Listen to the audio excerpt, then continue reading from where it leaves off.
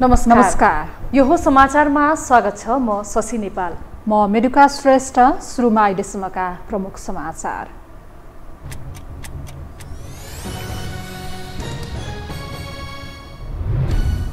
नेतृत्व र कार्यशैलीलाई लिएर माओवादीमा चर्को अन्तर्द्वन्द। प्रचण्ड र शर्मा बीच सार्वजनिक मञ्चमै नोकझोक। उत्तराधिकारी तयार नभएकोमा प्रचण्डको चिन्ता। सीट संख्यालाई लिएर गठबन्धनका दलबीच चर्को मतभेद। 100 सीटभन्दा कम लिए विद्रोह हुने कांग्रेसको चेतावनी। दबाव बढाउँदै प्रचण्ड माधव। निर्वाचनका लागि नमुना मतपत्र छाप्ने काम सुरु। सरकारी निर्वाचनलाई प्रभावित पार्न कर्मचारी सरुवा गरेको एमालेको आरोप।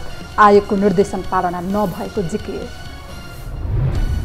आजदेखि विधिवत रूपमा इन्द्रजात्रा सुरु। काठमाडौँका सडकमा उपाकु यात्रा हुँदै स्वदेशी र विदेशी जनप्रतिनिधिलाई पनि जात्रामा आह्वान।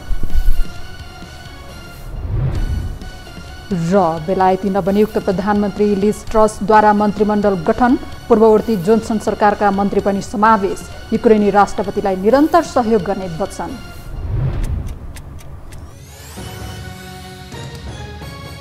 अब समाचार विस्तारमा। नेकपा माओवादी केन्द्रका अध्यक्ष पुष्पकमल दाहाल प्रचण्डले पार्टीमा उत्तराधिकारीहरू तयार हुन् भन्ने आफ्नो सपना रहेको बताउनु भएको छ। आज काठमाडौँमा आयोजित कार्यक्रममा अध्यक्ष प्रचण्डले जनयुद्धको थालनीदेखि गणतन्त्रको समेत आफूले नेतृत्व गरेको भन्दै आफूले सबै चिज पाएको बताउनु भयो। उहाँले पार्टीलाई एकताबद्ध गर्ने र क्रान्तिकारी परम्परालाई अगाडि बढाउने उत्तराधिकारी तयार हुनुपर्नेमा जोड दिनुभयो। म त जनयुद्धको तयारीको पनि नेतृत्व गरेँ, जनयुद्धको पनि नेतृत्व गरेँ, संविधान सभाको पनि नेतृत्व गरेँ, संघीय लोकतान्त्रिक गणतन्त्रको पनि नेतृत्व गरेँ। मेरो लागि धेरै चिज भएकै छ। अब मेरो सपना के हो त भने राम्रो उत्तराधिकारीहरू तयार हुन्, तिनले होल पार्टीलाई एकताबद्ध गरेर लैजाउन्, तिनले तमाम क्रान्तिकारीलाई सही स्कुलिङ गरून् र हाम्रो विरासत, हाम्रो परम्परा, क्रान्तिकारी परम्परालाई अगाडि बढाउन सम्पूर्ण उदारताको साथ ठुलो छाती लिएर सबै अगाडि बढौँ।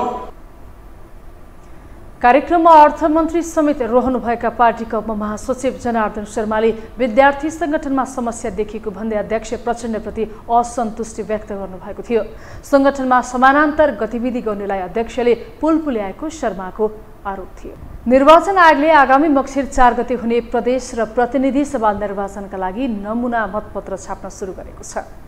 नेपाली सेनाको सुरक्षामा जनक शिक्षा सामग्री केन्द्र लिमिटेडको छापाखानामा नमुना मतपत्र छपाई सुरु गरेको निर्वाचन आयोगले जनाएको छ। असोज 25 गतेभित्र सबै मतपत्र छापिसक्ने लक्ष्य छ। सुरुमा निर्वाचन शिक्षाका लागि नमुना मतपत्र छापिने निर्वाचन आयोगले जनाएको छ।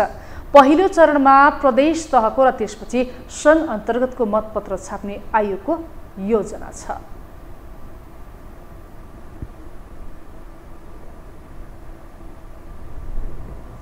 प्रमुख प्रतिपक्षी दल नेकपा एमाले आगामी मक्सिर 4 गते हुने प्रतिनिधि सभा र प्रदेशसभा निर्वाचनलाई प्रभावित गर्ने गरी सरकारले कर्मचारी सरुवा गर्ने काम गरिरहेको आरोप लगाएको छ। बुधबार बसेको प्रतिनिधि सभा बैठकमा विशेष समय लिएर बोल्दै नेकपा एमालेका प्रमुख सचेतक विशाल भट्टराईले सो निर्वाचनलाई प्रभावित तुल्याउने गरी सरकारले राजनीतिक आस्थाको आधारमा प्रमुख जिल्ला अधिकारी र प्रहरी प्रमुखहरू जिल्लामा खटाउने काम गरिरहेको बताउनु भयो।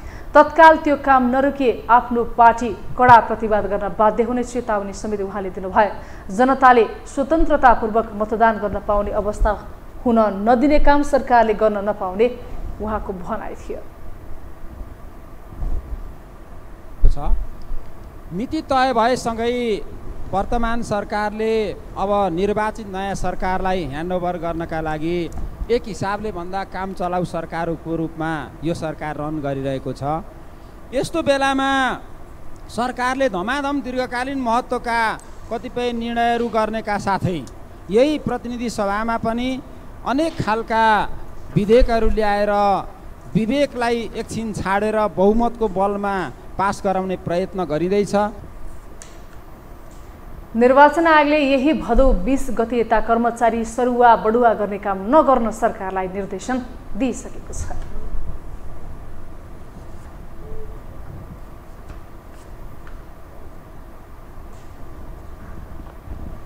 अब बाँकी समाचार।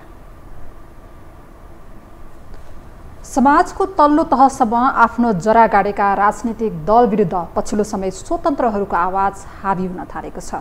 ठूला दलका विकल्पको रूपमा आफूलाई दर्शाएका स्वतन्त्रहरूले जनतामा जाँदै गर्दा उनीहरू सामु पनि थुप्रै प्रश्नहरू भने तिर्सिएका छन्। एक रिपोर्ट। देश अहिले संसदीय निर्वाचनको संघारमा छ। निर्वाचनको मिति तय भइसँगै देशैभर स्वतन्त्र उम्मेद्वारको लहर नै चलेको छ। कलाकारदेखि सामाजिक सञ्जालमा छाएका व्यक्ति हुँदै अभियन्ताहरू पनि स्वतन्त्र उम्मेद्वारीको तयारीमा छन्। हौवा फैलाएकै भरमा चुनाव जितिन्छ भन्ने मानसिकता बोकेका उनीहरूमाथि कैयौं प्रश्न तिर्सिएको छ। राणा शासन हुँदै राजतन्त्र फालेर समाजको तल्लो तहसम्म आफ्नो पहुँच बनाएका राजनीतिक दलले हरेक क्षेत्रमा जरो गाडेको छ। परम्परागत राजनीतिक दलको विकल्पमा आफूलाई दर्शाएका कतिपय दलहरू अहिले खोज्नुपर्ने अवस्थामा पुगेका छन्। विकल्पकै कुरा गर्दै आएका रविन्द्र मिश्रहरू ओलीको शरणमा पुगेर चुनाव जित्नुपर्ने अवस्था छ। विकल्प भनेर आएका स्वतन्त्रहरू नै एक आपसमा बाँझिएका छन्। सीतेबाको नामले परिचित कलाकार मधुसूदन पाठक र राजनीतिक विश्लेषक रञ्जु दर्शना लगायतका आधा दर्जन भन्दा बढी काठमाडौँ क्षेत्र नम्बर 5 का स्वतन्त्रका आकांक्षी हुन्। त्यस्तै विद्याश्रेष्ठ महर्जन र डाक्टर ज्ञान बस्नेत पनि काठमाडौँ क्षेत्र नम्बर 9 का प्रतिस्पर्धी हुन्। प्रत्यक्षतर्फ आफूलाई भोट माग्दै गर्दा समानुपातिकमा कसलाई भोट माग्ने भन्ने अझै उनीहरूमा अन्योलता छ। प्रदेशमा के गर्ने भन्नेमा पनि उनीहरू स्पष्ट छैनन्। कम्युनिजम, समाजवाद वा प्रजातान्त्रिक राजनीतिक सिद्धान्तबारे उनीहरू बेखबर देखिन्छन्। कुन मोडालिटीमा देश विकास गर्ने भन्ने पनि उनीहरूसँग कुनै खाका देखिँदैन। र अब यी राजनीतिक दलहरूले सकेनन्, अब स्वतन्त्रहरूले सक्छन् अथवा कसैले सक्छन् भन्ने जहाँसम्म कुरा छ, उहाँहरू चाहिँ यो ठाउँमा के जनताले अथवा स्वतन्त्र आफै सामाजिक सञ्जालको प्रयोग गरेर मात्रै जितेको अवस्था हो त? उहाँको पछाडि पैसा कि छैन? त्यो एनालाइसिस गर्ने किन? अनि तपाईँहरूले मिडियाले, सचेत जनताले आज एकाङ्की कुनै चटक देखाएर चाहिँ एक्कासी आएर केही कसैले भन्छ त्यसलाई विश्वास गरिहाल्दाखेरि नराम्रो हुन्छ राम्रो हुन्छ, त्यसको परिणाम के हुन्छ त्यो चाहिँ हामीले बुझ्नुपर्ने हो, जनताले बुझ्नुपर्ने हो। संसदीय व्यवस्थामा सदनभित्र 2-3 जना राम्रो मान्छे पुग्दैमा उत्कृष्ट नतिजा आउँछ भन्न सकिँदैन। 1-2 जनाले मात्रै जितेर हुने भए प्रेम सुवाल र राजेन्द्र लिङदिनहरूले 5 वर्षमा आफ्ना एजेन्डामा देशलाई डोहोर्याउने थिए, तर उनीहरूको आवाजले सदनलाई कुनै प्रभाव पार्न सकेको छैन। त्यस्तै 1-2 जना स्वतन्त्र सदनमा पुग्दैमा देशको अवस्थामा कुनै परिवर्तन हुने देखिँदैन। फलत स्वतन्त्र उम्मेद्वार देश विकासका लागि भन्दा पनि त्यही पुराना नेता र पार्टीको विरुद्ध प्रयोग हुनेमै सीमित हुने देखिन्छ। अहिले नै सरकार बनाउने प्रधानमन्त्रीको अवस्थामा पुग्ने अवस्था छैन। त्यही भएर म एक्जिक्युटिभ कामहरू भन्दिनँ, म पोलिसी मेकिङमा लेजिस्लेसनमा एकजना सांसद भएर मैले के गर्न सक्छु भन्ने कुरा मात्रै गर्छु। म एकजना सांसद अहिले निर्वाचित हुँदाखेरि अर्को कुनै एकजना भ्रष्टाचारीको सिट खोसिन्छ र म त्यही सिट खोज्न चाहन्छु। साझा घोषणा पत्र, साझा चुनाव चिन्हको माग गर्दै आइरहेका उनीहरू नाम मात्रैको स्वतन्त्र रहेको बुझिन्छ। उनीहरू संगठन नै बनाएर अघि बढिरहेका छन्। स्वतन्त्रहरू सञ्जाल बनाउन भन्दा पनि स्वतन्त्र नै हुनुपर्ने सरोकारवालाको बुझाइ छ। त्यो अलिकति अब एउटा साझा एउटा चाहिँ सहमति, एउटा साझा चाहिँ एजेन्डा लिएर जाउँ भन्ने एउटा स्वाभाविकै होला होइन। तर अब स्वतन्त्रले स्वतन्त्रै रहनुपर्छ भन्ने चाहिँ मेरो चाहिँ मान्यता छ र अहिलेको सामाजिक आवश्यकता र माग पनि त्यही हो। संसदीय व्यवस्थामा स्वतन्त्रलाई काम गर्न पनि निकै गाह्रो छ। बहुमत र अल्पमतको खेल हुने सदनभित्र महत्त्वपूर्ण विधेयकहरू संसदीय समितिमा छलफल भएर मात्र पास हुने व्यवस्था छ, तर स्वतन्त्रबाट जितेका सांसद समितिमा नै बस्न पाउँदैनन्। त्यस्तै महत्त्वपूर्ण एजेन्डामा पनि दलको मान्यता लिएर बोल्नुपर्ने हुन्छ। यसरी हेर्दा उनीहरूको प्रयोग शून्य समयमा बोल्नु भन्दा विशेष हुने छैन। त्यसो त 2017 को पहिलो संसदीय निर्वाचनमा नै 4 जना स्वतन्त्रले चुनाव जितेको इतिहास छ। त्यसयता पनि कैयौं स्वतन्त्र उम्मेद्वारले निर्वाचन जितेका छन्। दलमा प्रभावशाली हुँदाहुँदै पनि पार्टीले टिकट नदिएपछि स्वतन्त्रबाट निर्वाचन जितेको इतिहास पनि ताजा नै छ। तर ठूला दलको विकल्प भनेर वर्षौं अघि आएका दलहरूले पनि समाधान गर्न नसकेका समस्या स्वतन्त्र भनेर एक्लो व्यक्ति उभिँदैमा देशले समृद्धि हासिल गर्छ भन्नु दिवा स्वप्न मात्रै हुने देखिन्छ। यो हो टेलिभिजनका लागि निरज कोइरालाको रिपोर्ट। नेकपा माओवादी केन्द्रका अध्यक्ष पुष्पकमल दाहाल प्रचण्ड र उपमहासचिव जनार्दन शर्मा बीच सार्वजनिक मञ्चमै नोकझोक भएको छ, जसले माओवादी भित्रको अन्तर्द्वन्द्वलाई छत्ताछुल्ल बनाइदिएको छ। एक रिपोर्ट। नेकपा माओवादी केन्द्रका अध्यक्ष पुष्पकमल दाहाल प्रचण्ड र नेता जनार्दन शर्मा बीच पहिलेदेखि नै टक्राव थियो। केन्द्रभन्दा स्थानीय स्तरमा उनीहरूका गुटले एकअर्काको अनुहार समेत हेर्दैनन्। सरकारदेखि पार्टीका विभिन्न निकायमा जनार्दनले टक्कर चर्काएरै प्रचण्डसँग हिस्सा माग्दै र भाग खाँदै आएका छन्। अहिलेसम्म उनीहरू बीचको द्वन्द्व पार्टीभित्रको बन्द कोठामा मात्रै सीमित थियो, तर बुधबारदेखि उनीहरू सार्वजनिक मञ्चमै एकअर्का विरुद्ध छताछुल्ल भएका छन्। अब उनीहरूसँग लुकाउनु पर्ने र देखाउनु पर्ने केही बाँकी छैन। म त प्रचण्ड कमरेडको आलोचक हुँ, आलोचना गर्छु। जनार्दनलाई रक्षा गर्न र हुर्काउन पनि प्रचण्डको मुख्य भूमिका हो। बुधबार माओवादी केन्द्र निकट विद्यार्थी संगठन अखिल क्रान्तिकारीले आयोजना गरेको कार्यक्रममा प्रचण्ड र जनार्दन बीच ठोकाठोक नै भयो। जनार्दन आफ्ना विरुद्ध सार्वजनिक मञ्चमै छताछुल्ल भएपछि प्रचण्डले समेत उनका विरुद्ध बोल्न कुनै कसुर बाँकी राखेनन्। जनार्दनले आफू प्रचण्डको आलोचक भएको र आलोचना गर्ने दाबी गरे। पार्टीका नेता कार्यकर्तालाई समेत नेतृत्वको आलोचना गर्न निर्देशन नै दिए। आफूले सबैभन्दा प्रचण्डको रक्षा पनि गरेको दाबी गर्दै कडा रूपमा प्रस्तुत भए। म त प्रचण्ड कमरेडको आलोचक हुँ, आलोचना गर्छु। नीति र नेतृत्व सही ढङ्गले अगाडि बढ्नुपर्छ भन्ने कुरा पनि सँगसँगै मेरो माग हो। मैले अध्यक्ष कमरेड यहीँ हुनुहुन्छ, अध्यक्षको सबभन्दा बढी कडा आलोचक मै हुँ। अध्यक्ष कमरेडको सबभन्दा बढी संरक्षक रक्षा गर्ने पनि मै हुँ। यो आज तपाईँहरूको अगाडि मैले भन्न चाहन्छु। जनार्दनले मुख्यतः प्रचण्डको नीति, नेतृत्व र कार्यशैलीमाथि प्रश्न उठाउँदै आलोचना र रक्षाको नाम दिएर सरको विरोध गरेका थिए। जवाफमा प्रचण्डले जनार्दनलाई हुर्काउन र रक्षा गर्न प्रचण्डको भूमिका पनि कम्ता नरहेको कटाक्ष गरे। नीति र नेतृत्वको रक्षाको कुरा म तपाईँहरूलाई के भन्न चाहन्छु भने जनार्दनलाई रक्षा गर्न र हुर्काउन पनि प्रचण्डको मुख्य भूमिका हो।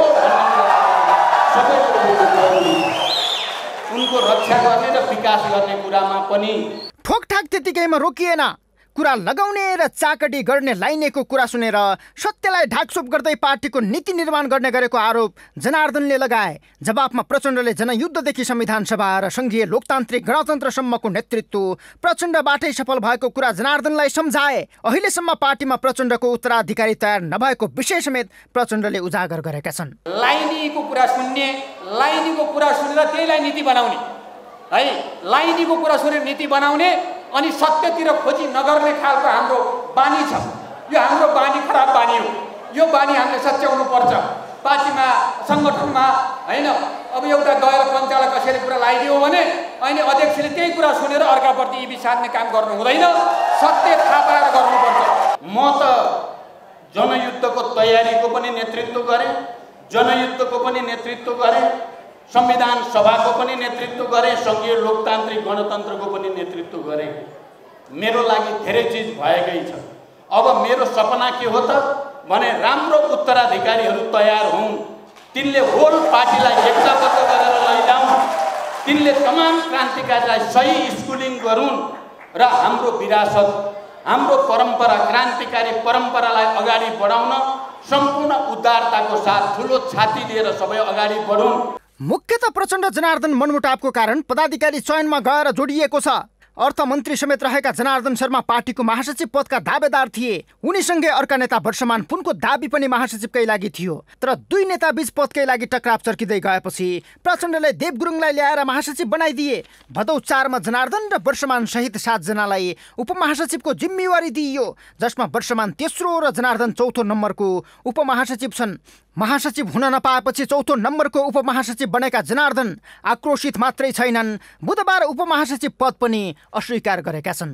6 जना मध्येका एकजनामा उपमहासचिवज्यू, म संगठन विभागको प्रमुखको हैसियतले तपाईहरुलाई सम्बोधन गर्दै गरेको जानकारी पनि गराउन चाहन्छु। नेकपा छँदा ओली र प्रचण्डहरूको यस्तै टक्राव देख्न सकिन्थ्यो।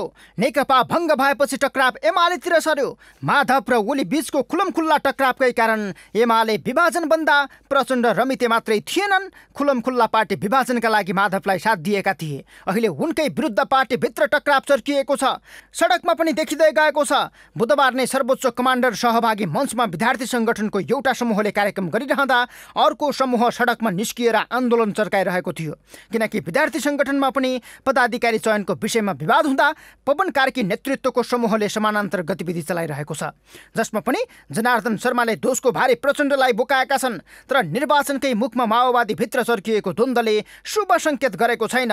यसअघि अर्थमन्त्रीबाट निलम्बित भएर पुनः जिम्मेवारीमा फर्किएका जनार्दनलाई प्रचण्डले बचाउनै गर्दै आएका थिए। तर करका दर हेरफेरदेखि अर्थ मन्त्रालयका हरेक गतिविधिमा जनार्दनलाई प्रधानमन्त्री देउबाको साथ रहेकाले उनी पार्टी नेतृत्व विरुद्ध खुलेरै बोलिरहेका छन्, जुन यसअघि माओवादीमा कमै मात्र देखिन्थ्यो। यो हो टेलिभिजनका लागि सन्तोष बिके थापा, काठमाडौँ। सत्ता गठबन्धनभित्र मुख्य दल भएर पनि नेपाली काङ्ग्रेस यति बेला पेलानमा परेको छ।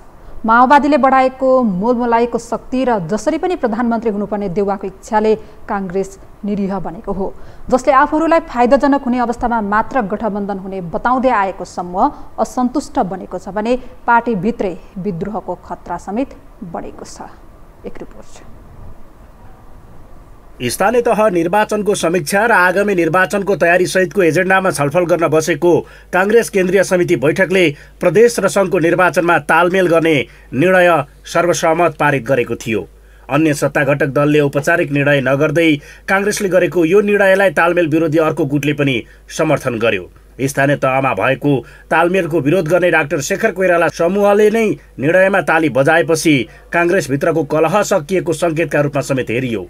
तर पार्टीको बहुमतको निर्णय भएर मात्र मान्य बाध्य भएको बताएका कोइरालाले कम क्षति हुने गरी हुने तालमेलमा मात्र आफ्नो सहमति हुने बताउँदै आएका थिए।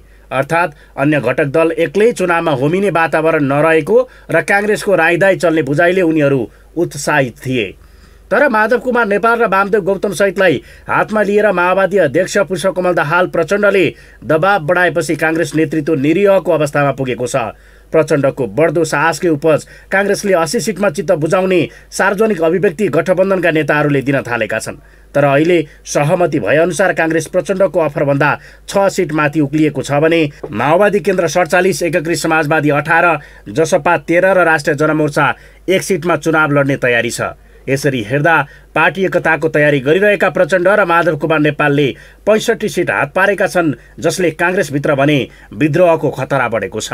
व्यावहारिक रूपमा चाहिँ हेर्नुभयो भने पनि व्यावहारिक रूपमा नेपाली काङ्ग्रेस चाहिँ कस्तो मूर्ख पार्टी जस्तो लाग्छ यो मामलामा। यसको लिडरसिप, यसको र्याङ्क एन्ड फाइल नै कि चाहिँ अस्ति भइरहेको स्थानीय निकायको निर्वाचनको जनमतले के भन्छ भने काङ्ग्रेसले अहिले अगर यिनीहरूसँग व्यावहारिक रूपमा राजनीति चाहिँ साँठगाँठ गर्ने नै हो भने पनि काङ्ग्रेसले 101 सिट डिजर्भ गर्छ र 64 सिटमा चाहिँ प्रचण्ड एन्ड कम्पनीलाई चाहिँ तिमीहरू बाँडफाँड गर ल चाहिँ यो प्रसादी खाओ भनेर भन्नुपर्ने हो, हैन?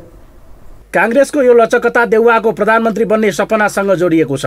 तर संस्थापन इतर पक्षले भने 100 सिट भन्दा तल र सङ्घ वा प्रदेशमध्ये एकमा काङ्ग्रेस उम्मेद्वार नभए विद्रोह हुने बताइसकेको छ। अहिलेको परिस्थितिमा एक्लै गए पनि काङ्ग्रेससँग कोही लड्न नसक्ने भन्दै गठबन्धन तोड्न उनीहरूले सभापति देउवालाई दबाब दिइरहेका छन्।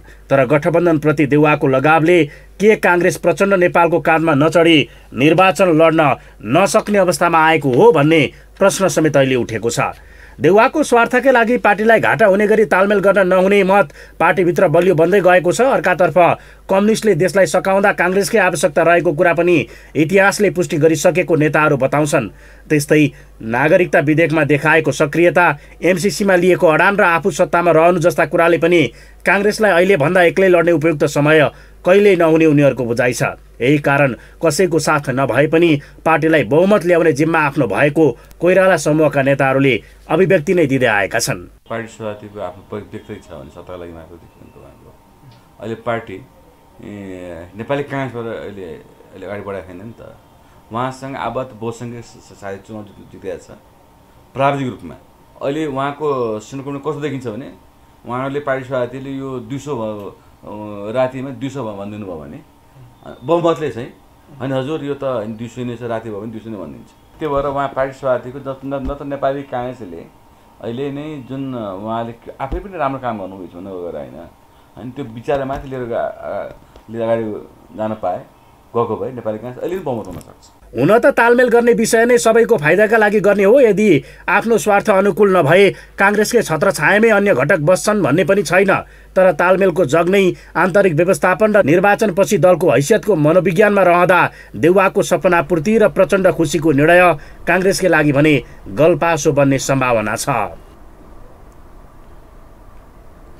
हामीसँग समाचार बाँकी नै छन्, अहिलेलाई विश्राम।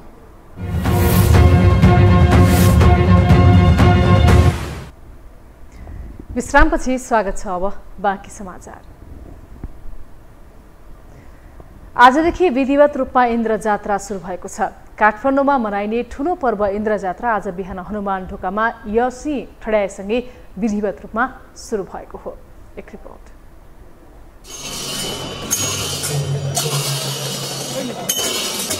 बुधबारबाट विधिवत रूपमा इन्द्र जात्रा सुरु भएको छ। बुधबार बिहान हनुमान ढोकामा 7:17 शुभ साहित्यमा इन्द्र जात्राको लिङ्गो ठड्याएर इन्द्र जात्राको शुभारम्भ गरिएको हो। हनुमान ढोकामा रहेको लिङ्गो ठड्याएपछि इन्द्र जात्रा विधिवत रूपमा सुरु हुने परम्परा छ।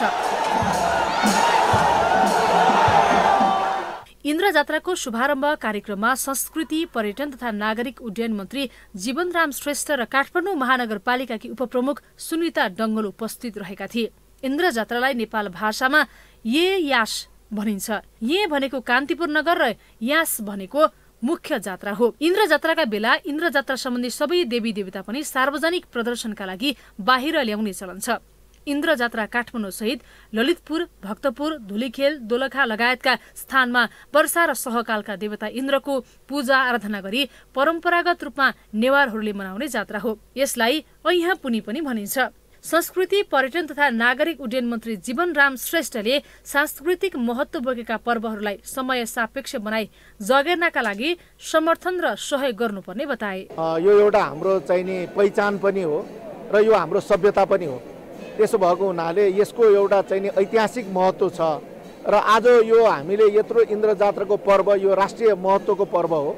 जुन खालको यो हाम्रा जात्रा पर्व संस्कृतिहरूको लागि चाहिने जसरी हिजोका अवस्थामा यसको चाहिँ सञ्चालनको लागि व्यवस्था भएको थियो त्यो अब समय सापेक्ष यसलाई परिमार्जन गर्नुपर्छ। काठमाडौँ महानगरपालिकाका मेयर बालेन्द्र शाहले नेपालका सम्पदाहरूको संरक्षणबाट नै पर्यटन क्षेत्रको विकास गर्न सकिने बताए। उनले इन्द्र जात्रालाई विश्वव्यापी रूपमा फैल्याउने उद्देश्य महानगरपालिकाले राखेको पनि बताएका छन्। उपत्यकाभित्र मात्रै नभएर काठमाडौँ वरिपरिका जिल्लाहरू मात्रै नभएर सम्पूर्ण देशवासीले मनाउने, सम्पूर्ण देशवासीकै लागि महत्त्वपूर्ण जात्रा यो विश्वमा पनि फैलियोस्। हाम्रो उद्देश्य चाहिँ के रहन्छ सधैँ भन्दाखेरि काठमाडौँ ओभरअल हाम्रो देशको चाहिँ सौन्दर्य भनेकै हाम्रो सम्पदा, मूर्त र अमूर्त सम्पदाहरू। हाम्रो देश एउटा टुरिज्ममा एकदम निकै अगाडि बढ्न सक्ने खालको देश। हामीसँग भएका सम्पदाहरू संरक्षण गर्न सक्यौँ भने मात्रै पनि हामीले टुरिज्मलाई धेरै माथि लान सक्छौँ। अनि हाम्रो राम्रो पक्ष के छ, हाम्रो मूर्त र अमूर्त सम्पदाहरूको राम्रो पक्ष के छ भन्दाखेरि हाम्रा जात्राहरू, हाम्रा परम्परागत पर्वहरू आफैमा एउटा पूजाआजा मात्रै नभएर एउटा इन्टरटेनमेन्टसँग पनि जोडिएको, उत्साहसँग पनि जोडिएको, उमङ्गसँग पनि जोडिएको, खुसीसँग जोडिएको, रमाइलोसँग जोडिएको भएको हुनाले पनि यसलाई जोगाउनलाई चाहिँ हामीले एउटा इन्टरटेनमेन्ट भ्याल्युसँग पनि सधैँ जोड्दै आएका छौँ, जोड्दै जानु पनि पर्छ। त्यसैगरी काठमाडौँ महानगरपालिकाकी उपमेयर सुनिता डङ्गोले इन्द्र जात्राका लागि भगिनी सम्बन्ध भएका देश र स्वदेशमा रहेका पालिकाहरूलाई बोलाइसकेको उल्लेख गर्दै बिहिबारबाट अतिथिहरू आउने क्रम सुरु हुने बताइन्। उनले बोलाइएका पाहुनाहरू र देशवासीहरूसँग मिलेर महानगर इन्द्र जात्रा सम्पन्न गर्न सक्षम रहेको बताइन्। काठमाडौँ महानगरपालिकाले इन्द्र जात्रालाई राष्ट्रियकरण र अन्तर्राष्ट्रियकरण गर्नुपर्छ। यो काठमाडौँ महानगरको मात्र पर्व होइन, जात्रा होइन, यो चाहिँ देशैभरिको जात्रा हो। इन्द्र जात्रामा सुरु भएको यो जात्रामा सहभागी स्थानीयहरूले यस वर्ष पर्यटकलाई जात्रा हेर्न सहजीकरण हुने बताउँछन्। इन्द्र जात्राका महत्त्वहरू उजागर गर्नुपर्ने उनीहरूको धारणा छ। यसपालि विशेष गरेर सहजीकरण गर्ने जात्रा पर्व हेर्नको लागि र हाम्रो कमसेकम यहाँ भएको विशेषताहरू, महत्त्वहरूलाई उजागर गर्नको लागि चाहिँ हामीले त्यो कुराहरू सबै योजनाहरू बनाइसकेका छौँ र आजबाट जुन सुरु हुने विधिवत 8 दिनको लागि हामीले पूर्ण सुरक्षा, विपद व्यवस्थापनदेखि लिएर नेपाल रेड क्रसको परिचालन, स्काउट परिचालन, स्वयंसेवक परिचालन सम्पूर्ण व्यवस्थाको चाहिँ सकाइसकेको छ। बिहानबाट तपाईँको सम्पूर्ण चिजहरू हुन्छ, जस्तो कि तपाईँको इन्द्र चोकमा तपाईँको भगवान निकाल्ने हुन्छ, आकाश भैरव भयो, त्यहाँबाट बाकारे आजु भनिन्छ, आजु लाखे निस्किन्छ, फुलुकिसी निस्किन्छ, देवी नाचहरू निस्किन्छ र विभिन्न टोल जति पनि हाम्रो सानो सानो गुठी गहना जति छ सबै आजबाट चाहिँ के गर्छ भन्दाखेरि देवगणहरूलाई निकालेर पूजाआजा सुरु गरिन्छ। इन्द्र जात्राको लिङ्गो मानन्दर समुदायले उठाउने गर्छन्। 12औं देखि 18औं शताब्दीमा निर्मित मठ मन्दिरले सजिएको हनुमान ढोका दरबार क्षेत्र यो जात्राको उद्गम स्थल हो। भाद्र शुक्ल पक्ष यलाथुवा द्वादशीका दिन इन्द्र ध्वजोत्थानबाट सुरु भई यलागा चौथी अर्थात् इन्द्रध्वज पतनसम्म 8 दिन विभिन्न नाचगान रथयात्रा गरी यो जात्रा सम्पन्न गरिन्छ। यातायात व्यवसायीहरूले दशैंका लागि असोज 1 गतेदेखि लामो दूरीका लागि बसको टिकट बुकिङ खुल्ला गर्ने भएका छन्। यससँगै रैयाँ बस पार्क, कलङ्की, कोटेश्वर, चाबहिल लगायतका स्थानमा परिचय पत्र लगाएका कर्मचारीसँग मात्रै टिकट काट्न यातायात व्यवस्था विभागले यात्रुलाई आग्रह गरेको छ। त्यस्तै यात्रुको चाप हुने स्थानमा टिकट काट्ने स्थल राखिने पनि बताइएको छ। यसैबीच दशैंको फुलपातीको अघिल्लो दिनदेखि टीकाको भोलिपल्टसम्म राजमार्गमा मालवाहक गाडी चलाउन नपाइने भएको छ। अब बाँकी समाचार। कमेडियन अपूर्व क्षितिज सिंहलाई थप 5 दिन हिरासतमा राखिने भएको छ। नेवार समुदाय र परम्पराको खिल्ली उडाएको आरोपमा पक्राउ परेका उनलाई थप अनुसन्धानका लागि हिरासतको समय थप गरिएको हो। सडक सामाजिक सञ्जाल हुँदै सदनमा समेत उनको रिहाईको माग उठेपछि यो विषय थप पेचिलो बन्दै गएको छ। एक रिपोर्ट। पछिल्लो समय सामाजिक सञ्जाल तथा इन्टरनेटको बढ्दो प्रयोगले दैनिकी जति सहज बनाएको छ त्यत्तिकै समाजमा अनेक विकृतिहरू पनि निम्त्याइरहेको छ। सामान्य विषयहरू सामाजिक सञ्जालकै प्रयोगका कारण विवादित बन्दै आएका छन्। पछिल्लो पटक स्ट्यान्डअप कमेडियन अपूर्व क्षितिज सिंहको हिरासत यात्रा यसैको उपज हो। कुनै समुदाय विशेषलाई तोकेर व्यङ्ग्य गरेकै कारण एक कलाकार आज थुनामा छन्। स्ट्यान्डअप कमेडियन अपूर्व क्षितिज सिंहले दर्शक हँसाउन गरेका व्यङ्ग्यले उनलाई प्रहरी हिरासतसम्म पुर्यायो। युट्युब च्यानल कमेडी क्याफेमा राखेको भिडियोमा नेवार समुदायको कला, संस्कृति र लवजमाथि व्यङ्ग्य गरेको भन्दै उजुरी परेपछि उनलाई प्रहरीले भाद्र 12 गते पक्राउ गरेको थियो। युट्युब च्यानलबाट अपलोड गरिएको नेवारको परम्परा शीर्षकको सामग्रीमा अभियन्ताहरूले आपत्ति मात्र जनाएनन्, मुद्दा नै दायर गरे। नेवार समुदायको आक्रोश बढ्न थालेपछि क्षितिजले युट्युबबाट भिडियो हटाए, सामाजिक सञ्जाल मार्फत माफी नै मागे। तर गत भाद्र 12 गते पक्राउ परेका उनी अझ थप 5 दिन प्रहरी हिरासतमा बस्नुपर्ने भएको छ। जिल्ला प्रशासन कार्यालयले उनलाई थप 5 दिन हिरासतमा राखेर अनुसन्धान गर्ने भएको छ। यता सडक सामाजिक सञ्जालदेखि सदनमा समेत अपूर्वको रिहाईको माग उठिरहेको छ।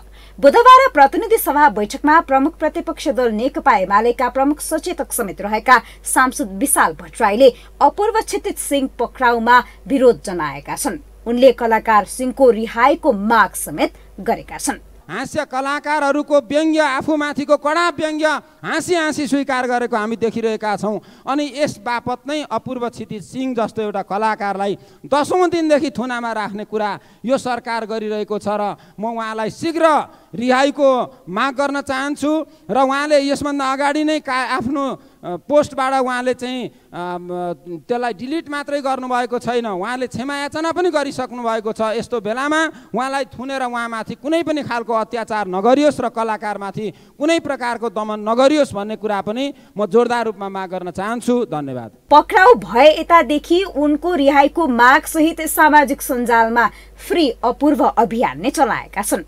यो अभियानमा उनका समर्थक नेतादेखि स्थापित कलाकार समेत छन्। कलाकारहरूले विशुद्ध मनोरञ्जन र हाँसोका लागि यस्ता प्रस्तुति दिने भएकाले त्यही रूपमा बुझिदिनु पर्ने कलाकारहरू आफै बताउँछन्। शान्तिको कुराले यस्तो जेलै जानुपर्छ भन्ने उहाँले सोच्नु भएन हैन। एउटा रमाइलो पारामा लिनुभयो, यसलाई सबैले रमाइलो पारामा लिँदैन। आइन्दा अब उहाँले त लेसन सिक्नुभयो नि। छ भन्न नजानेले ठिमी नाम राख्यो, यस्तै यस्तै के थियो। यो चिज हल्का लिदिएर छोड्या भए केही थिएन हैन। अब यो यसलाई नि एउटा गल्ती नै मान्नुहुन्छ भने पनि नयाँ कलाकार हो, गल्ती भए पनि एउटा उहाँलाई चाहिँ नि क्षमा दिनुपर्छ। हुन त व्यङ्ग्य तथा कमेडी गरेकै कारण विवाद अनि आलोचनामा कलाकारहरू तानिएको यो पहिलो घटना भने होइन। अपूर्व विरुद्ध अपमानजनक वा अमानवीय व्यवहार गर्न नहुने, भेदभावपूर्ण व्यवहार गर्न नहुने, सामाजिक शान्ति खलल पार्न नहुने तथा भेदभाव तथा अन्य अपमानजनक व्यवहार सम्बन्धी कसुर गर्न नहुने शीर्षकहरूमा उजुरी परेको छ। मुलुकी आचार संहिता 2074 को दफा 165 अन्तर्गतको मुद्दामा उनलाई उजुरी परेको टेकु प्रहरीले जनाएको छ। उनी विरुद्ध दर्ता भएको उक्त मुद्दामा नेपालको वर्तमान कानून अनुसार 1 वर्षसम्मको कैद र 10,000 रुपैयाँ जरिवानाको सजाय हुन सक्ने व्यवस्था छ। यो हो टेलिभिजनका लागि निम्लेकी शेर्पा, काठमाडौँ। हामीसँग अन्तर्राष्ट्रिय र खेल समाचार बाँकी नै छन्। अहिलेलाई पुनः विश्राम।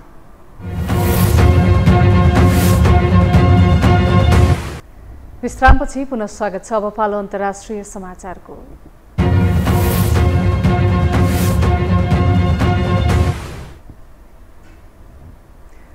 बेलायती नवनियुक्त प्रधानमन्त्री लिज ट्रसले मन्त्रीमण्डल गठन गरेकी छिन्। मन्त्रीमण्डलमा मुख्य मन्त्रालयको जिम्मेवारी भने पहिलो पटक उनले सबै गोराहरूलाई दिएकी छिन्। प्रधानमन्त्री ट्रसले क्वासी क्वार्टिङलाई अर्थमन्त्री, जेम्स क्लेबर्लीलाई विदेश मन्त्री बनाएकी छिन्। त्यस्तै प्रधानमन्त्रीको दौडमा पराजित ऋषि सुनकलाई पनि मन्त्रीमण्डलमा जिम्मेवारी दिएको जनाइएको छ।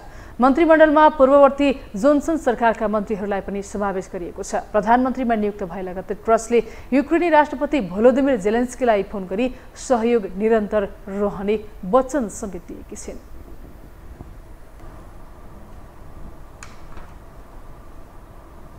अब पालो खेल समाचारको।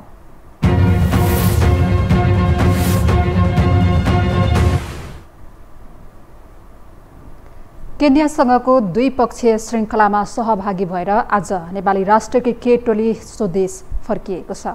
5 2020 र 3 एक दिवसीय श्रृङ्खला खेलेर नेपाली राष्ट्रिय क्रिकेट टिम आज काठमाडौँ फर्किएको हो। नेपाली टोलीका उपकप्तान रोहित कुमार पौडेलले समग्रमा केन्या भ्रमण फलदायी भएको प्रतिक्रिया दिएका छन्। नेपाल फर्किएका खेलाडी अब 9 राष्ट्रिय खेलकुद अन्तर्गतको पुरुष क्रिकेट खेलका लागि प्रदेश अनुसारको टोलीमा आबद्ध हुनेछन्।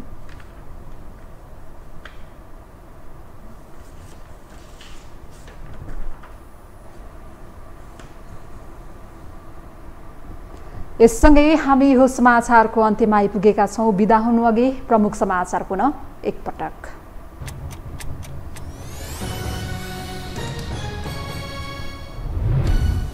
नेतृत्व र कार्यशैलीलाई लिएर माओवादीमा चर्को अन्तर्द्वन्द। प्रचण्ड र शर्मा बीच सार्वजनिक मञ्चमै नोकझोक। उत्तराधिकारी तयार नभएकोमा प्रचण्डको चिन्ता। सीट संख्यालाई लिएर गठबन्धनका दलबीच चर्को मतभेद। 100 सीटभन्दा कम लिए विद्रोह हुने काङ्ग्रेसको चेतावनी। दबाव बढाउँदै प्रचण्ड माधव।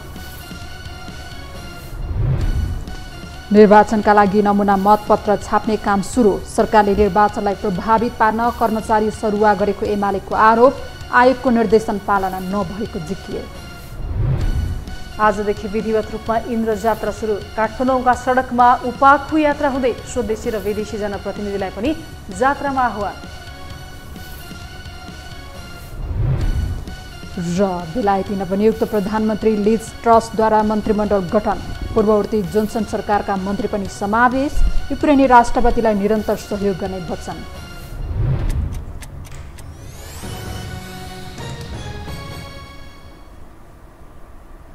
हवस् त यो समाचार सकियो। समाचार बुलेटिनका साथै यो टेलिभिजनका सम्पूर्ण कार्यक्रम yohoTelevision.com, yohoखबर.com, युट्युब र फेसबुकमा पनि पढ्न र हेर्न सक्नुहुनेछ। मोबाइलमा यो टिभी एप डाउनलोड गरी हामीलाई प्रत्यक्ष हेर्न सक्नुहुनेछ। तथ्यसहितको निष्पक्ष समाचार तथा मनोरञ्जनका लागि हेर्दै रहनुहोला यो टेलिभिजन। नमस्कार।